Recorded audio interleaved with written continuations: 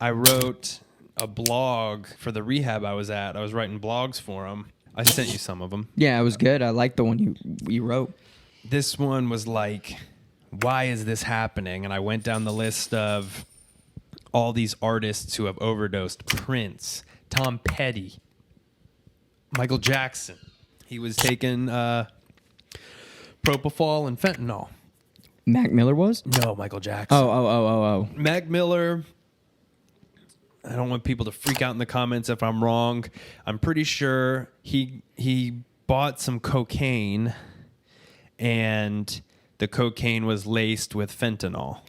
Which is a big, serious thing these days. Little Peep, pretty sure, bought some Xanax, and whoever it was pressed it themselves. Anybody can go on Amazon and buy a fucking pill press, or even the black market. You can buy a pill press right now. And it's crazy to think these high-profile people, you would think they would make sure that whoever they're getting their shit from, but you just never know. You do never know. I never had any experience with fentanyl. One time somebody did, and just disclosure, if anyone doesn't know by now, I'm a drug addict. One time somebody's dad or grandpa or something had a patch, and I didn't know what to do with it, so I put it on, waited. Apparently, you got to leave it all day. Didn't do anything. I took it off and threw it out, which might have been a great thing in hindsight. I don't think a patch taken as directed would mess with you, but that's how strong it is it's got to like transdermally barely creep into your skin. Apparently, I was in rehab with some guys who fentanyl was their drug of choice because it's like... Good Lord. It's, for lack of a better term, heroin on steroids. It's the strongest shit out there, and I think it's the strongest shit that will ever be. Stronger than morphine, heroin, everything. They have it, I guess, in like pill form maybe, and you would break open the pill, get the powder. I mean, you'd get like 3 or 4 of those little pellets. Take that, snort that, shoot that, and you are Gonzville. So if you did that whole pill, you'd be gone. Fentanyl is what's killing everybody. Yeah, they did a big drug bust in Melbourne not too long ago.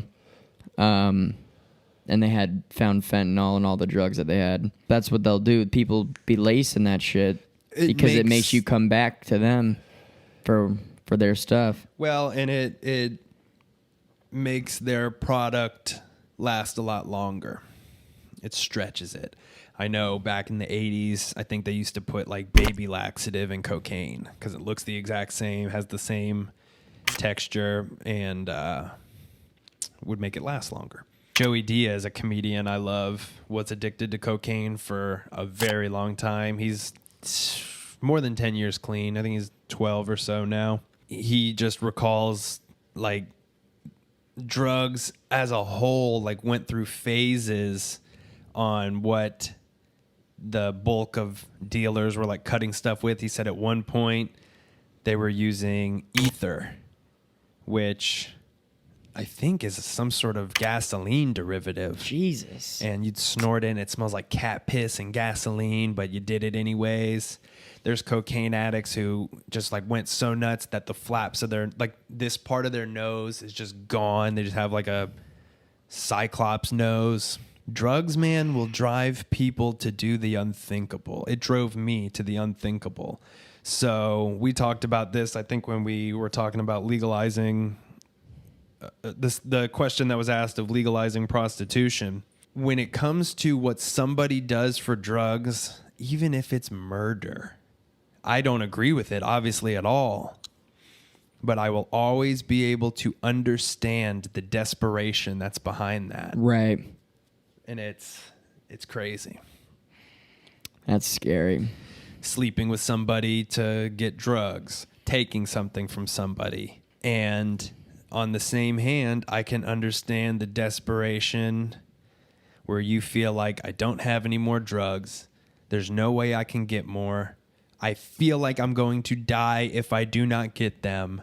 I might as well just die. Suicide. And I got kind of to that point in my brain. Really, it was more what I had done. I told my story in episode 1 where I stole something from somebody, something I've never done in my life. I'd never thought about taking something from somebody. And for drugs, I did it.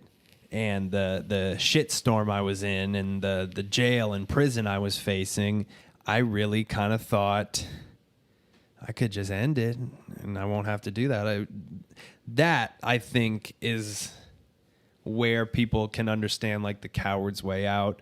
I've heard both sides of that. It's a coward's way out or it's the bravest thing you can do.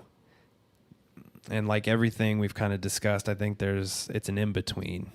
It's a bizarre thing to really think about suicide because you're literally overriding every survival instinct in your body. The main instinct in every living thing is live, survive at all costs. And to override that, I mean, God, that's crazy. I wonder, I'd be curious to see at what point was there like a spike in suicides.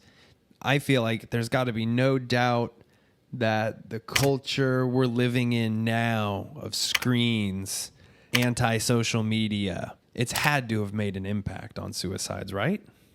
You would think. Or is it just we're growing as the human race, so there's more people, so there's bound to be more people who kill right, themselves. Just it's all perspective on the because amount of people on the there's earth. suicide in the Bible.